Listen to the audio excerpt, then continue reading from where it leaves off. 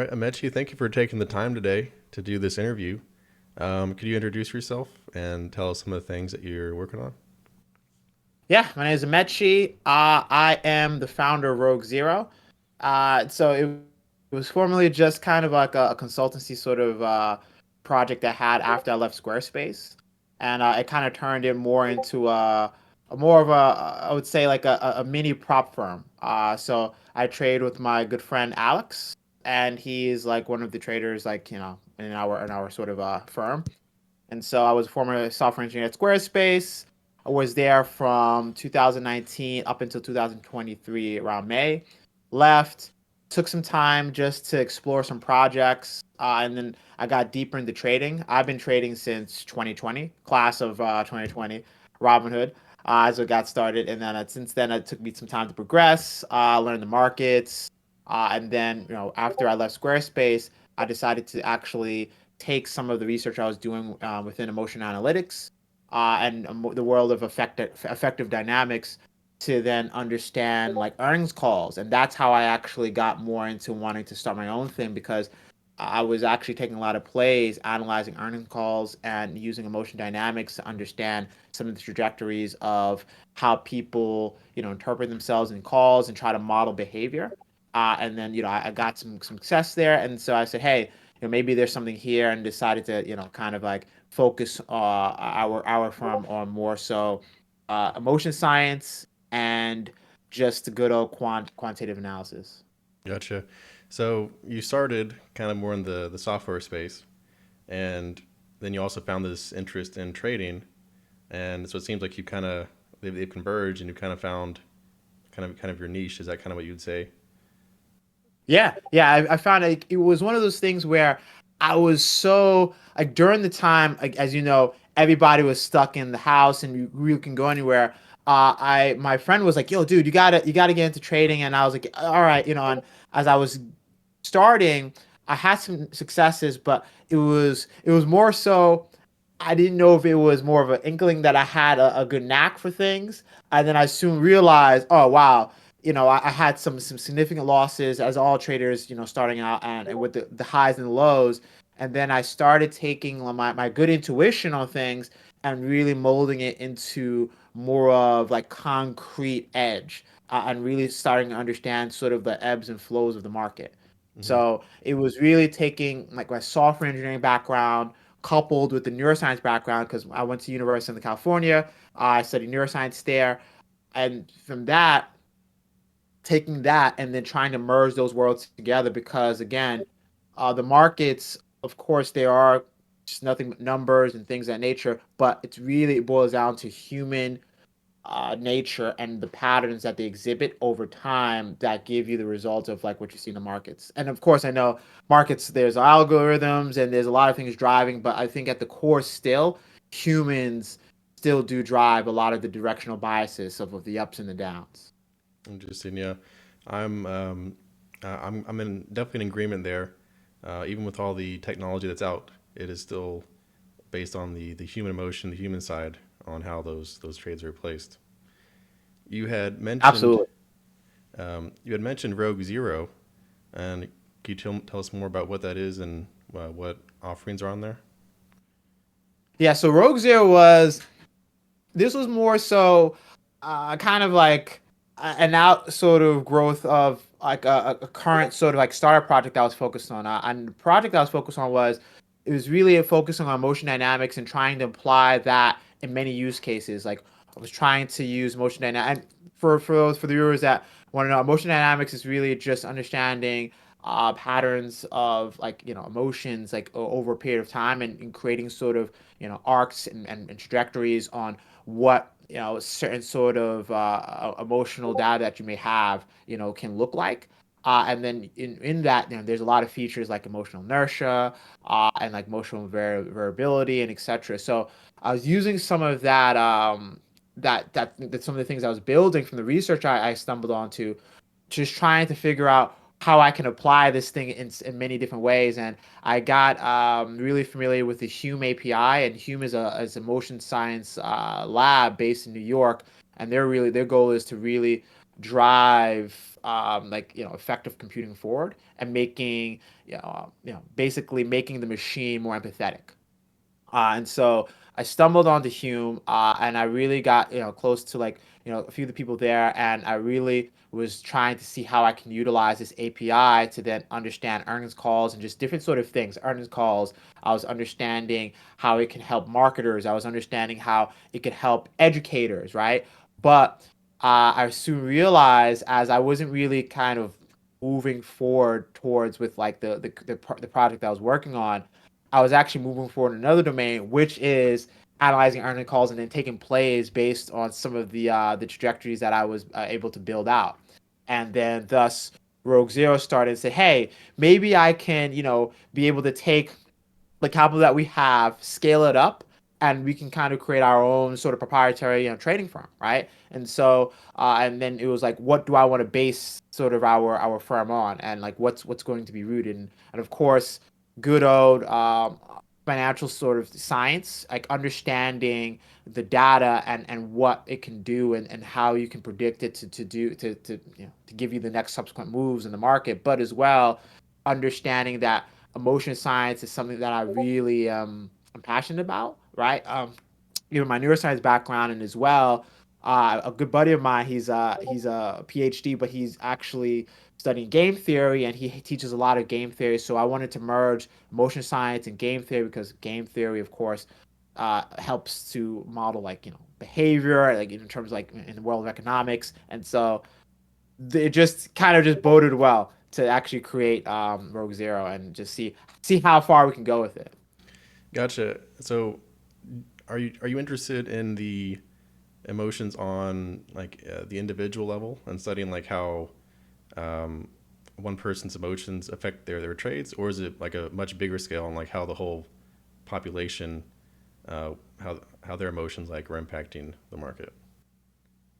I want to say, oh, that's a good question. So there's I think twofold. Like on the individual level, like you would want to be able to see how I mean, that would be great if you can get that granular. If how you can each individual trader is affected, and what impact do they have on their day to day, whether it's the research they've done, or maybe they have a bad day at the office, or whatever that is, to then impact the trade they put on. However, I don't know if I can get that granular. So really, it's just more of a sky high level of, all right, in like for example, like a given period of time, right? Like you analyze like a lot of digital data, Twitter, Reddit, YouTube, etc. Right? Within that period of time, what can you uncover from the various aspects of how people have interacted, or how they've chatted about a particular stock, or maybe a particular macro event, right? Where the Fed made a decision, or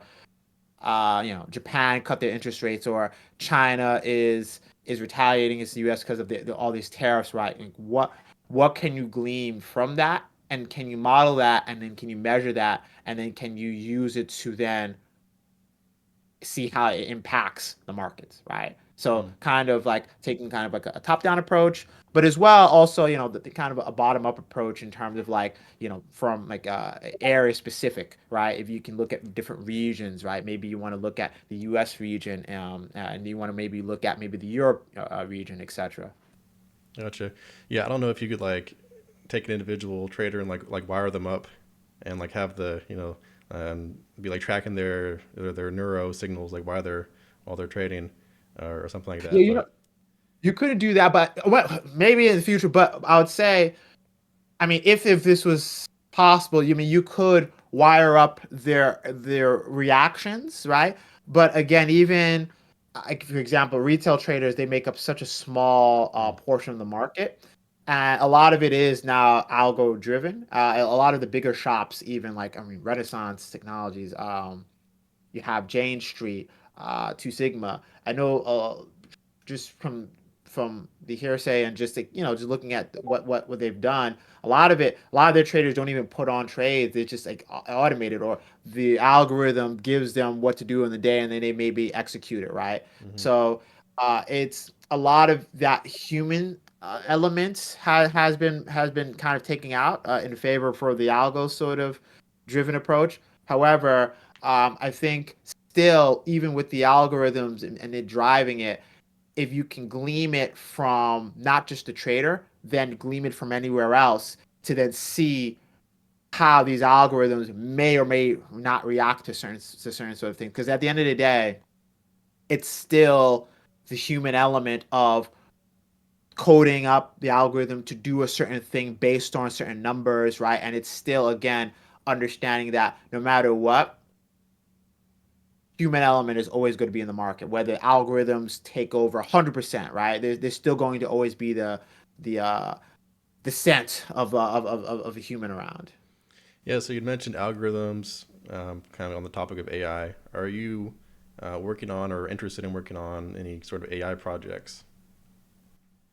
Oh, good question. So I'd say like for AI projects, it's really just trying to see how we can like push our sort of proprietary model like forward, and build around that, right? And so for me, it's just kind of trying to stay in the latest, research that's out there, and there's like a ton of research coming in every single sort of like day it seems. So trying to stay abreast on what's going on and taking like a lot of cool things or interesting things that could help like Roguezero help us actually push things forward. But we're a small shop, so I'm the only engineer on deck. So and I'm not an ML practitioner by like trade. I'm just Mm, software engineer. But taking like my knowledge and then trying to apply some of the research, in a way. And again, tapping on my friends' shoulders that are in the world of ML and be able to see how they can help on the cause for Oak Zero. gotcha. Do you think there? Do you think one day AI will just become so good that there will be no room for retail traders, or do you think that they can always find their edge in the market? This is this is like the battle question. Yeah. Will AI take over all of humans, right? And I think it's not even for trading. I think it's across all the markets, right? Or just different sectors. Uh, Replacing teachers, replacing like lower level engineers, like Mm, Mark Zuckerberg recently said, we're going to like use AI to replace all mid level engineers, right? That's the goal, like further down the line. I think that AI is going to be an extension of humans, just like the internet, right? Didn't the internet was just an extension of all the knowledge and a place that we can just pool our resources and just all our knowledge in one area so we can readily access this sort of knowledge, right? AI is just really like the outgrowth and evolution of that, right? Where now we can like be able to take all this knowledge that we've got on the internet, learn on top of it, and be able to answer any of our questions within an instant second, right? So I think it's just going to be a tool for traders, but I don't think it's ever going to replace the trader or the human element, right? I think those that utilize it well will have the edge, right? If you can utilize machine learning, you get the most cleanest and comprehensive piece of data available, you will always have an edge. And this is why the bigger sort of institutions currently still have their edge, right? Because they have tons and tons and tons and tons of data. And that's what you need for any sort of AI model to be worth anything, is just having the data and then being able to crunch those numbers in a short period of time to make sense of it to then do what you need to do. And in this instance, it's trying to put some risk to get that reward. right. So to answer your question, I think those that understand and utilize AI to the best of the current abilities that the AI has progressed to will be able to win the day, and that will become the edge. Gotcha. You had time at Squarespace. What's something that you learned there that you're now able to apply to Rogue Zero and what you're working on now?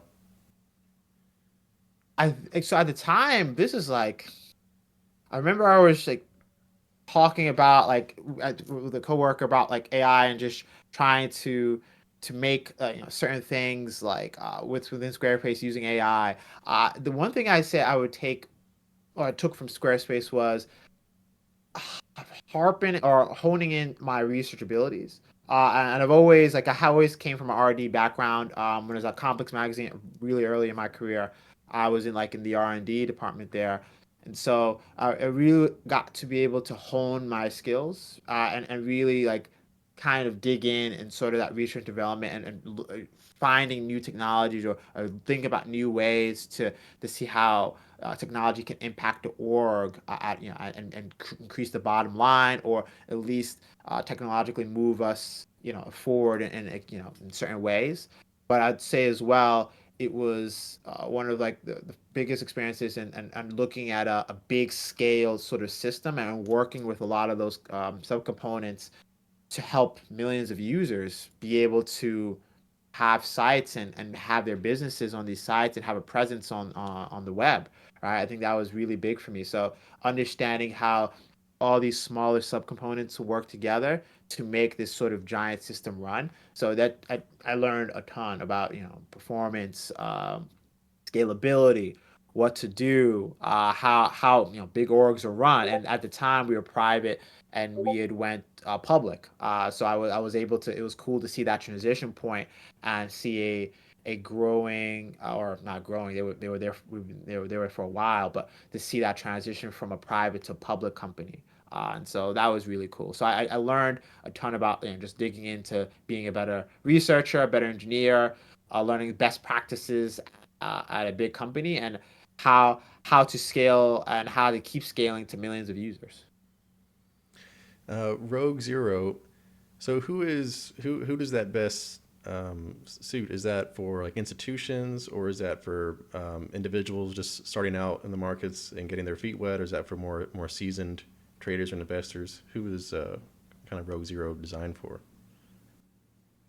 So Rogue Zero. So right now, Rogue Zero is uh, we were looking to be more of I guess like a consultancy sort of agency, and Okay. until we started building our systems, and then we said, you know what, I think we could just make everything in house and just be our own sort of our proprietary trading firm, right? And see how we can take all our research in this way that we want to go about, understanding the markets and see how we can scale our capital, right? And so right now, I'd say our purpose is just using our sort of methodologies to see how we can keep on growing and seeing how we can find various opportunities in the market in new ways. And really, the emphasis is more of this sort of financial engineering, the financial sciences of it all, right? Using that sort of quantitative driven approach to actually finding an edge in the market and opportunities, right? And so that's kind of the bread and butter for Rogue Zero. So I would say our transition has been to be more in-house and serving just Rogue Zero itself to scaling our sort of operations. Okay. And so you mentioned it's for in house. Do you have like a subscription service where someone can um, be subscribed and then they get some of that information as well? And that's what. So originally we started. We wanted to kind of subscribe and or have some subscribers, and then have some research that we were looking on and sharing that research. More you could say more of an open source sort of deal. Okay. Showing some of our work, showing some of our research, even opening up some of our models until we decided just to kind of do things in house because we were working on finding some cool things and we just wanted to say well you know what we'll just privatize this and just see how far we can take it. Now down the road we'll see how far we can go. I mean, it'd be great to at some point maybe take external capital and be more of a traditional hedge fund.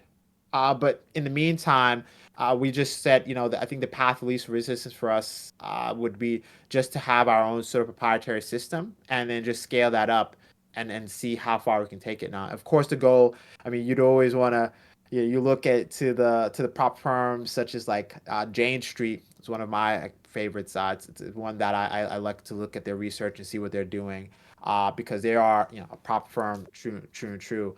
But also Renaissance Technologies, founded by the late great Jim Simmons, and that's something. Those are firms that I look to because they really had a very staunch sort of quantitative approach. They focus on the engineering and the sciences of financial sector, and this is something that is kind of the heart and soul of Rogue Zero. Hmm. What's something you want to work on? I think you're pretty targeted right now. You know what you want to be working on. What's something maybe in 5 years or a couple years that what's something like a new project that you would want to be? What's something on your horizons that you want to be doing? Ah, this is a great question. I would say 5 years from now, it would it would be great to have scaled Rogue Zero into a really huge prop trading firm, but as well be able to have some products that we can be able to ship out to the market, right? That Mm, can help a lot of the players. Like maybe we do have a model that we sell to institutions, or maybe we are the de facto sort of trading firm that's really nailed the arena of emotion science and understanding it in the financial markets, and we can be able to sell again tools in that sort of space, very laser focused. And so that would be really like some of like the North Star I'm looking at, having our firm be very specialized in sort of the emotion science world, catered in terms of in the financial space, and to be able to have products and serve thousands, of institutions, and institutional investors. And you know what? I do want a product for the retail, because I feel sometimes, even as a retail trader myself, it's because everybody sees the big dollar signs serving, the bigger institutional investors.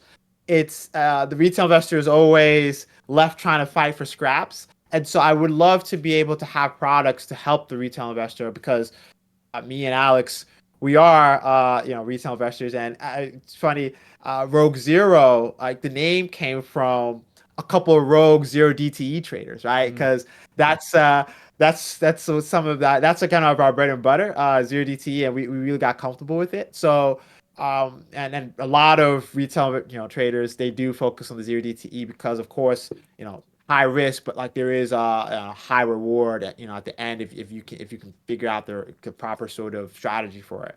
So with that said, it'd be great to give back to the retail environment, to the retail crowd, and be able to have tools for them that can give them just as good of an edge as the institutions, right? So it'll never always be an even playing field, as much as that. I know they in all the markets sort of brochure you read, they'll say, oh, like yeah, like it's we have all this to make things even. It's never really even, but if we can make it even, that would be a great sort of goal for Rogue Zero. yeah, retail needs some love too.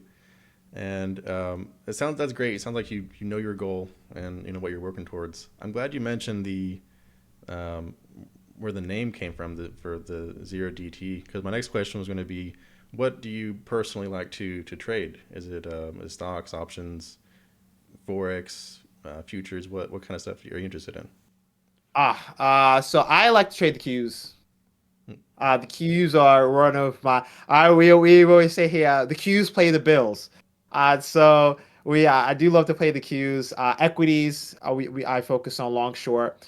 Alex is really great with natural, like commodities, utilities, nat gas. So he's really great in terms of that arena. So I lean on him to find information on that, and then kind of go deeper in terms of like the quantitative analysis end. But I focus mainly on tech. And that's really where my bread and butter is tech. In terms of indices, the Qs. I'll do touch spy. I don't touch futures really. I do know of a ton of futures traders, and I do have ES, and I do have, just different sort of like future instruments there. But it's more so just the fuck, because again, you have to understand the futures market and see how that all, there's a lot of liquidity there, and to see how that affects the regular market, and you get a lot of insight from that. So I do have it just on my like on my screeners, and just like on the charts, so I'm aware, but I don't trade it personally. So with the Nasdaq, are you normally doing the zero DTE? Is that how you do most of your trades with Nasdaq? Yeah, I do. For I don't do NQ direct. I do more through QQQ. Mm, But I do trade ZTT. Just depends on the day. If it's yeah. I always say if it's chop, don't trade chop, right? And so I kind of like stay away from chop. But if I see a good proper directional day, then really it's trying to then understand the highs and low points, and when within the day, right, you'll get that low point, right, and if it's an uptrending day, right, you get a low point, dips will be bought, you'll position in, and then you'll know, okay, cool, and then of course you have to see within where the day where you are, because the closer towards the end of the session, that Bay is going to eat you Hmm. alive and like kill your gains real quick. So it's just understanding where you're at relative in the day, understanding whether it's a directional up or down day, and then excuse me, really just executing and getting your position and getting out the minute you see when you see green. Is of course you have your profit targets, but hey, if you see green and it goes up well, I know it's probably, I like to say I'm fully scaled in until I reach the point that I believe is the proper point. Whether it's shorter or whether it's a further away, I just with the way I have things set up, I hold for the max profit. Gotcha. So I'll put the Roguezero link and on this, and people will be able to view that. Is there any other way you'd like people to find you or to get in contact with you? In terms of like contact, I know we have like a Substack, but to be honest, we're really just kind of under the radar as of now. But I know I can definitely like link my email, and definitely people can always reach out to me via email.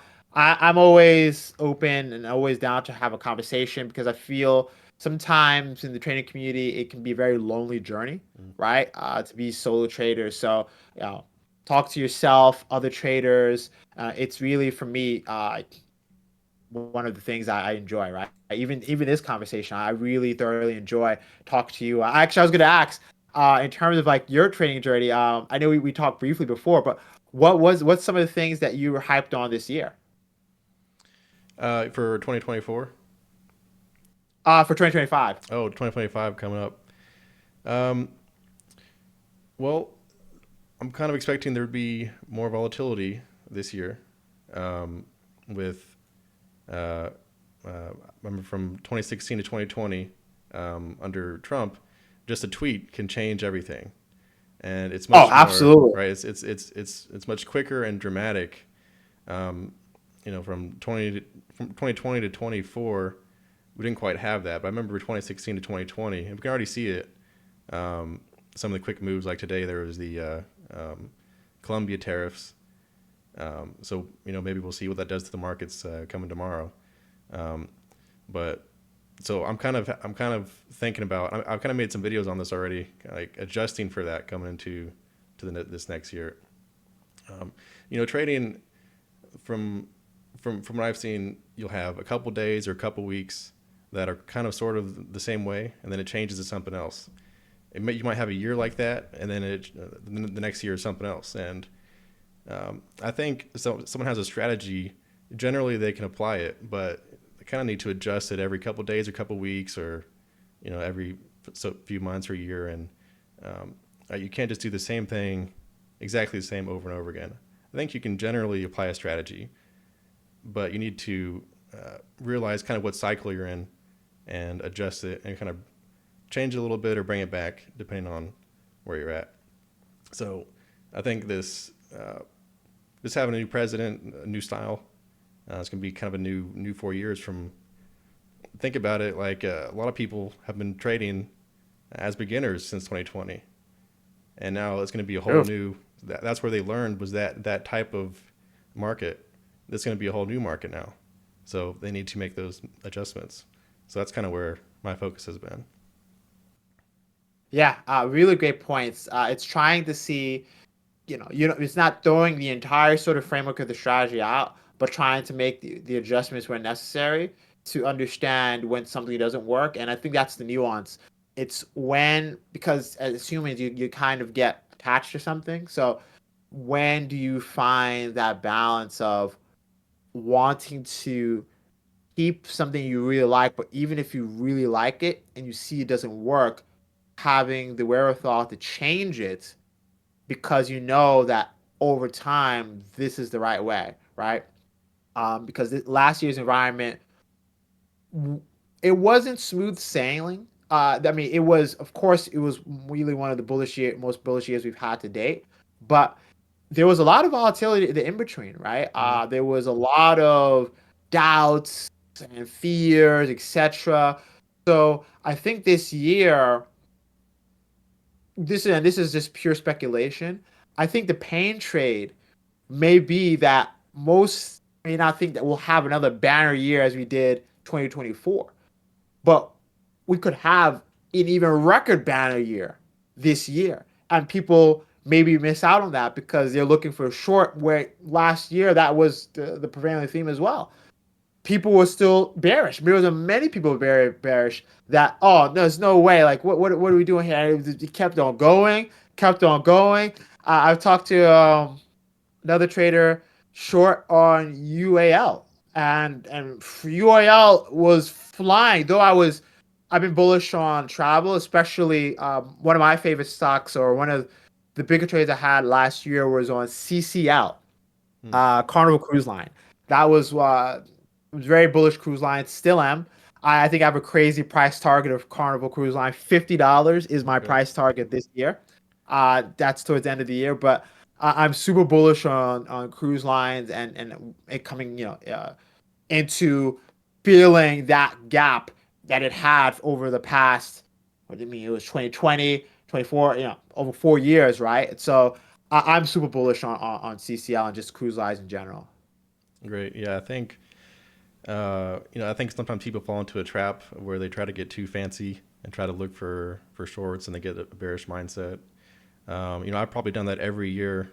I've kind of been active in trading for about 10 years, and I've kind of tried to be like that in some way every year. And almost every year, it's we end up higher than we started.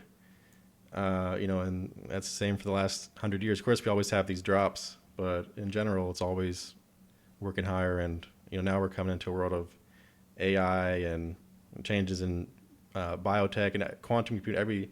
Lots of things that could continue. We continue to have these new industries that can continue to push that market higher. And 100 years from now, maybe that'll be different. But for now, there's still good things on the horizon, and no reason for that market to not still have a bias towards the other Yeah. side. And and as always, I try to stay neutral at the bell and just let the market come to me. And but as I try to stay neutral on the bell, I am always an internal bull. But I do my best to try to stay neutral as best possible when the bell rings. Yeah, I like how you're saying that about kind of let the market show to you what it's doing that day, and don't try to go in with too much of a bias for that day. Amechi, thank you so much for taking the time. Uh, you're very Yeah, knowledgeable. guy. Oh, appreciate it. You're very knowledgeable on the subject. I learned a lot talking to you. I think the audience will enjoy this as well. Um, so I'll go ahead and make sure the information goes on in the description of this video if anyone does want to learn more about you. So uh, once again, thank you for taking the time to be here with me. Guy, thank you. And let's have a banner 2025. Hey, sounds good. All right, Mechi, thank you. I'll see you next time. Guy, take care.